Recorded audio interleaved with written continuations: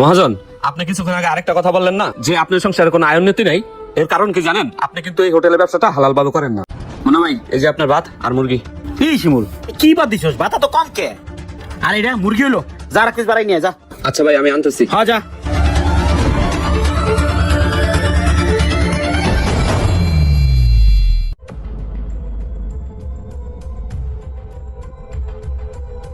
মনে ভাই, এনেন। এই তো ঠিক আছে, এবার যা।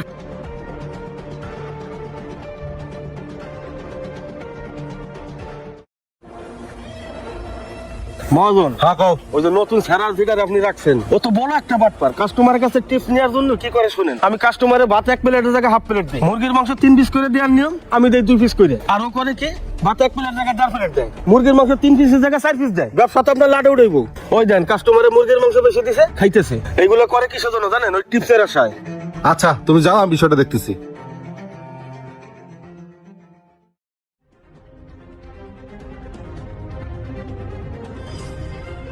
এই যে ভাই আপনার ভাত, ঠিক আছে না ভাই?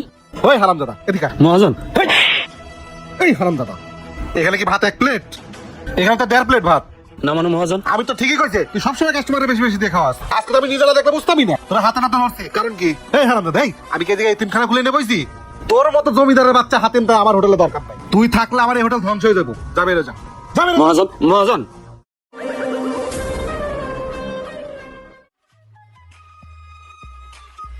হাই সাহেব, জি ভাই। আমার হোটেলের কাঁচা বাজার গুলো কই? ওই যে ভাই, কত বাজার? আরে বেটা, এটি না, যেটা নিয়ে ওটা কই? ওইগুলা ভাই পছন্দ সামান সন্ধ্যার পর আয়েন, নাহলে রাত 10টার পরে। তোর না কইলাম যে আমার দিনের বেলা মালামাল লাগবো, কিছু মাদ্রাসার অর্ডার ছিল। আচ্ছা, সন্ধ্যার পরে দিস, ঠিক আছে? আর ওই যে কইছিলি 4-5 দিন আগে পচা লেবু আছে, ওইটি কই? ওই যে ভাই পলিথিনে। এডি না? আমির, লেবুগুলো লো। তাহলে আমিরের সন্ধ্যার সময় পাঠালে সন্ধ্যার সময় দিয়ে দিও, হ্যাঁ? আচ্ছা ভাই, সন্ধ্যার পরে পাঠাই দিন। আচ্ছা, আয়। মহাজন, এই যে মাদ্রাসার ইতিমখানা পোলাপান যে খাওয়াবেন, একটু ভালো সবজি আর একটু ভালো মুরগি খাইলে হইতো না? এই ব্যবসা কি তুই করস না আমি করি, হ্যাঁ? মহাজন, আসলে আপনি একখান মাল, বিল্ডিং আপনি করবেন নাকি আমি করবো? এই শোন, জব্বার ফোন দিছিল, 10 পিস মালামুড়ি রাখছে, বুঝা নিয়ে যা। আচ্ছা তাহলে আমি যাই। যা তাতে যা, আমি নিয়ে আইতেছি, আপনি যান।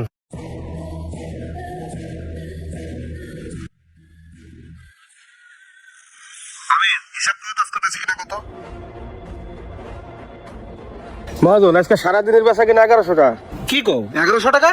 এই গত 2 মাস ধরে বেচে কিনা করতেছে 700, 800, 1100 টাকা। অথচ গত 2 মাস আগে এই হোটেলে পার ডে বেচে কিনা ছিল 4000, 5000 টাকা। হঠাৎ করে বেচে কিনা কমে গেল, কারণটা কি?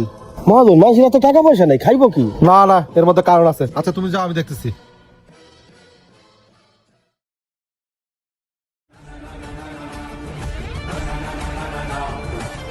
হ্যাঁ মুন্না ভাই, এদিকে আসেন ভাই, এদিকে আসেন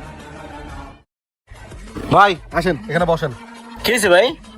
ভাই, আমি একটা কাহিনী বুঝলাম না। আগে আমার হোটেলে ভাত টাত খাইতেন, এখন সামনের হোটেলে ভাত খান, কারণটা কি ভাই? হয়েছে কি ভাই, আপনার হোটেলে এখন আর কমফোর্ট ফিল করি না। আগে শিমুল পোলাটা থাকতো আপনার কর্মচারী, ও ভাই একটু বাত্তরকে স্টেপসটা দিত, খাওয়াই তো ভালো লাগতো ভাই, একটা আন্তরিক সম্পর্ক হয়ে গেছে পোলাটার লগে। ও না থাকাতে এখন আর আসি না ভাই, কিছু মনে করেন না ভাই, থাকেন ভাই। আচ্ছা ঠিক আছে ভাই। বুঝলাম না, প্রত্যেকটা কাস্টমারের একই কমপ্লেন। না, শিমুলে নিয়ে আসতে হবে। আমের, এদিকে আসো। ওই শিমুলের বাসা থেকে শিমুলে ডাকে নিয়ে আসো, যাও। আমার শিমুল দেখেন মহাজন। যেটা কইছো ওটা করো, যাও। আচ্ছা যাইতেছি।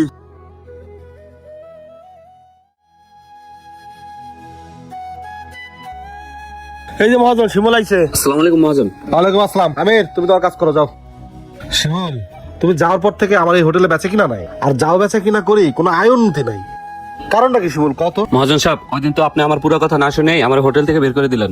মহাজন, আপনি শুধু দেখছেন আমি কাস্টমারদের বেশি বেশি দিয়ে খাওয়াই। শোনেন, আপনার হোটেলে মুরগির মাংস দেওয়ার নিয়ম হচ্ছে 3 পিস, কিন্তু আমি প্রথমে কাস্টমারদের দিতাম 2 পিস, তারপরে দিতাম 1 পিস। এতে কাস্টমারও খুশি থাকতো, আপনার হোটেলে বেচা কিনাও ভালো হতো। মহাজন, আরেকটা কথা বলি শোনেন, কাস্টমার হচ্ছে দোকানের লক্ষ্মী। কাস্টমারদের সাথে সবসময় ভালো ব্যবহার করতে হয়। কোন কাস্টমার আমার সাথে খারাপ ব্যবহার করলে আমি তাদের সাথে হাসি মুখে কথা বলছি। আমি সবসময় চাইছি আপনার হোটেলে বেচা কিনা ভালো হোক। মহাজন, আপনি কিছুক্ষণ আগে আরেকটা কথা বললেন না যে আপনার সংসারে কোনো আয় উন্নতি নাই।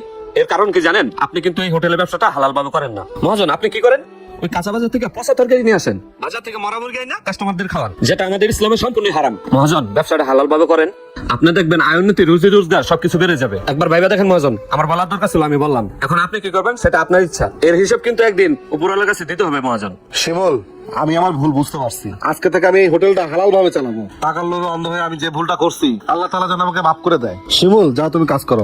আজকে থেকে এই হোটেলটা তুমি তোমার নিজের মতো করে চালাও। ঠিক আছে মহাজন, আসসালামু আলাইকুম। ওয়ালাইকুম আসসালাম, যাও। হ্যালো গাইস, এই ভিডিওটি বানানোর একটি উদ্দেশ্য, আপনি যে ব্যবসাটা করুন না হালাল ভাবে করুন। হারাম ভাবে আপনি যত টাকাই উপার্জন করেন না কেন, সেই হারামে কোনো সুখ নেই, শান্তি নেই। ভিডিওটি ভালো লাগলে লাইক কমেন্ট শেয়ার দিয়ে পাশে থাকবেন। ধন্যবাদ।